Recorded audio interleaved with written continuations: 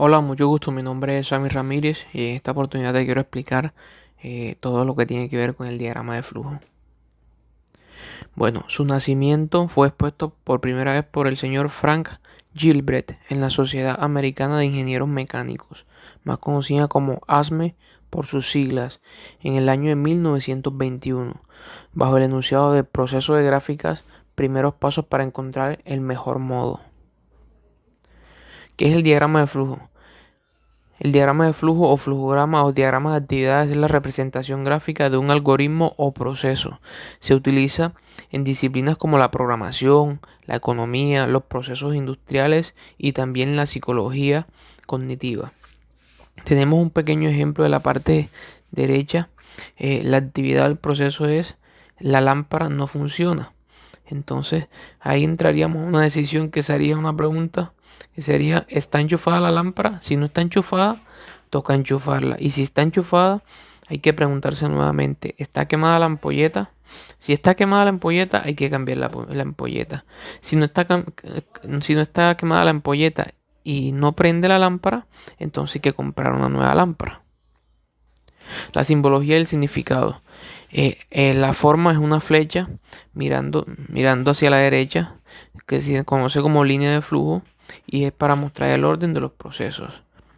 La segunda forma, que se llama terminal, indica el inicio o el fin de un programa o subproceso. Se representa como un estadio. Y el rectángulo, que simplifica o significa proceso y representa un conjunto de operaciones que al cambiar valor, forma, ubicación de datos, representando como un rectángulo. La decisión, que vendría siendo un rombo, muestra una operación condicional que determina cuál de los dos caminos tomará el programa. El paralelogramo, que tiene como nombre entrada, indica el proceso de hacer entrar dos datos en la forma de ingresar datos. Y por último, la salida indica el proceso de hacer salir datos en la forma de mostrar resultados y es representado con una hoja de papel impresa. También tenemos la anotación, que indica información adicional acerca de un paso en el programa, representando como un rectángulo abierto con una línea.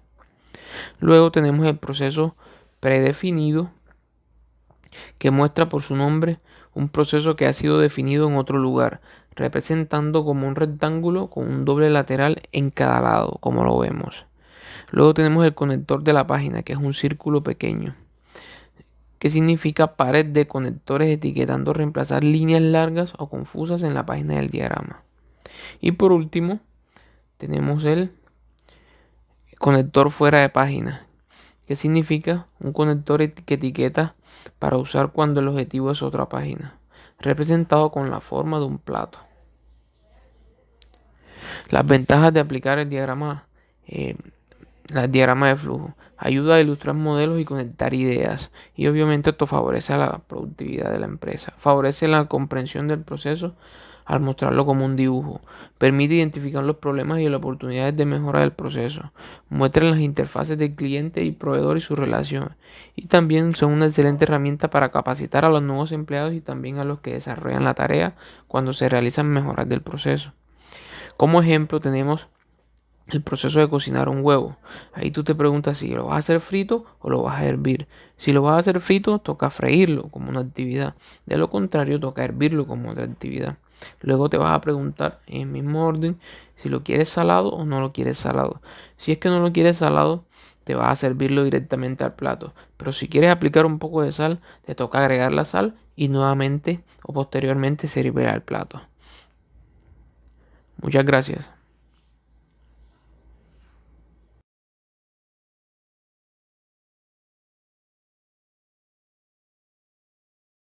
Hola, mi nombre es Sammy Ramírez y te quiero explicar la herramienta estadística diagrama de Pareto. ¿Cómo surgió la herramienta? Fue enunciada por primera vez por el ingeniero, sociólogo, economista y filósofo italiano Vilfredo Pareto.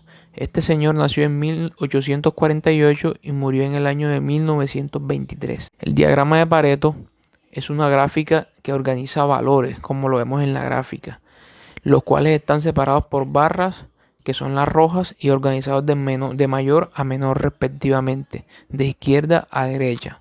Esta gráfica permite asignar un orden de prioridades para la toma de decisiones en una organización y determina cuáles son los problemas más graves que se deben resolver o se deben atacar con mayor prioridad. Como vemos en la gráfica, tenemos barras rojas que representan el porcentaje o los valores de cada problema o cada queja y tenemos los valores de cada una. ¿Cómo funciona la regla del 80-20? Esta representa que en la mayoría de las situaciones el 80% de las consecuencias son debido al 20% de las acciones o el 80% de los defectos de un producto son producidos por el 20% de las causas. En otras palabras, podemos decir que aunque muchos factores contribuyen a una causa, son pocos los responsables de dichos resultados. A pesar de que la relación no siempre es exacta, normalmente sí se cumple el principio de Pareto y es la base de este diagrama. Esto quiere decir que el 80% de nuestras problemáticas están representados o son causados por el 20%, o en su defecto, que el 80% de los problemas o los defectos de nuestro producto son causados por el 20% de las causas. ¿Cuáles son los elementos del diagrama de Pareto? El diagrama de Pareto está conformado por una estructura dividida en tres partes. Primero, el eje Y izquierdo es la frecuencia de la ocurrencia del problema. Aquí vemos la frecuencia del eje Y izquierdo que va de 0 a 30. El eje Y de la parte derecha, es decir, este que está acá, es el porcentaje acumulado del número total de ocurrencias, que va del 0 al 120. Y la parte inferior del eje X muestra los problemas, quejas, defectos o desperdicios que se presentaron. En este caso están determinadas como queja de la queja 1 a la queja 10. Acá tenemos un ejemplo para mayor entendimiento. Es un proceso productivo que está afectado por diferentes causas y sus consecuencias se pueden determinar o se pueden tener la insatisfacción del cliente y los productos defectuosos. Vemos acá en el eje izquierdo Y que va de 0 a 12 y el porcentaje va de 0 a 100%. Acá en el eje horizontal o el eje X tenemos las causas. La primera y con mayor frecuencia son los cambios ambientales. La segunda, la rotación de operador. La tercera, la inestabilidad de la máquina. La cuarta, la rotación de la maquinaria. La quinta, el cansancio del operador. Y la sexta, la fluctuación de las energías. Vemos esta línea roja punteada y en este punto que nos determina el 80% es donde está nuestra mayor problemática. Esto no quiere decir que los cambios ambientales, la rotación del operador y la inestabilidad de las máquinas representan el 20% que están generando el otro 80% y que está afectando el proceso productivo en este caso. Muchas gracias.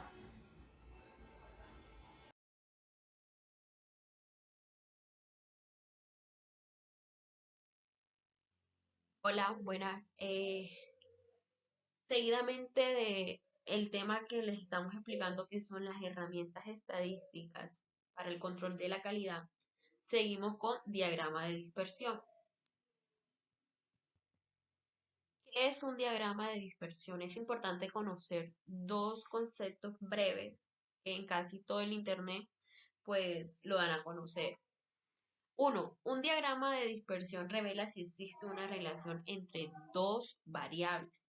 Es decir, si yo veo que mis ventas van a disminuir, van disminuyendo, perdón, esto se puede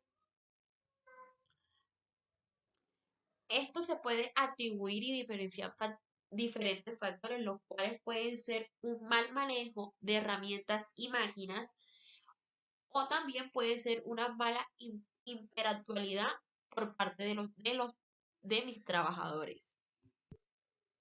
El otro breve concepto que daremos a conocer es que dice, describe en qué consiste esa relación.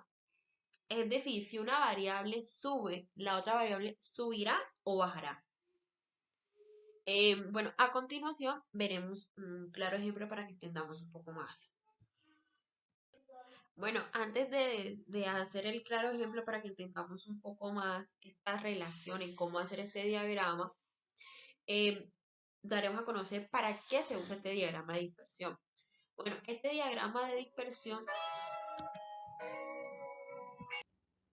Bueno, el diagrama de dispersión sirve para, o se usa más que todo, entre sus usos está descubrir y mostrar la relación entre dos conjuntos asociados de datos y confirmar la relación anticipada entre dos conjuntos asociados de datos. El diagrama de dispersión puede estudiar la relación entre dos factores o causas relacionadas con la calidad, dos problemas de calidad, un problema de calidad y sus posibles causas. A continuación, un diagrama estadístico que es conocido como diagrama de dispersión, o cómo se realiza y cómo tiene que ser su estructura o su llevar a cabo. En la parte izquierda tenemos una tabla, que es esta que vemos aquí, X sub y Y sub i, este pequeño cuadrito que está acá.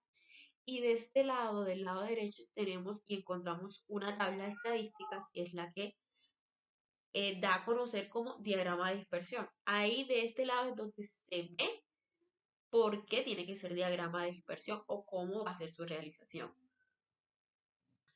Podemos identificar dos características que nos muestra este diagrama. Bueno, en esta gráfica no logré poner las dos variables que la diferencian o las características. En la parte de aquí de abajo, donde encontramos 0, 1, 2, esa se le denomina como X sub i, que sería esta parte de la tabla. Disculpen si me pasó. Bueno, y en la parte superior, esta que está aquí de pie, se le va a denominar como Y sub i, que sería la parte que vamos a graficar en la tabla, que es esta. Que en pocas palabras se le conoce como a la parte horizontal como la parte X, y en la parte vertical es la parte Y, que era lo que les estaba explicando, sino como tiene un nombre como tal, están con las denominadas letras que las corresponden y las identifican. Y esta es definida en la gráfica por puntos. Como vemos aquí, bueno, aquí se ven unos pequeños rombitos, pero ella normalmente es por puntos que hacen su dispersión. Para pasar los datos o llenar la gráfica de dispersión, pasaremos a valga la redundancia, a tomar esto que está en la tabla para distribuirlo y organizarlo en la gráfica. En la tabla que tomaremos como referencia, que es la que está en la parte izquierda, que es esta que cuenta con dos columnas, la vamos a llamar la X, la denominaremos como salario, y la Y la denominaremos como consumo, ya que serían las variables que están acá. Si X es salario y X es la parte de abajo de la gráfica, aquí iría salario. Y la parte Y que pasa a denominarse como consumo y que es la parte vertical, parte superior de la gráfica, esta pasaría a llamarse consumo. Entonces, seguidamente con esa breve explicación, les daré un solo ejemplo porque es todo lo mismo hacia abajo. Entonces, si tengo un salario de 1, ¿cierto? Y un consumo de 3, pasaremos a graficar esto en la tabla. Si ya dijimos o ya mencioné que el salario es la parte X1 y en la parte horizontal de la gráfica, entonces vemos 0, 1, 2, 3, 4, 5, sucesivamente.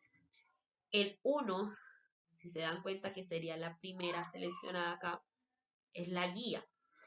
Estamos en la línea 1 y consumí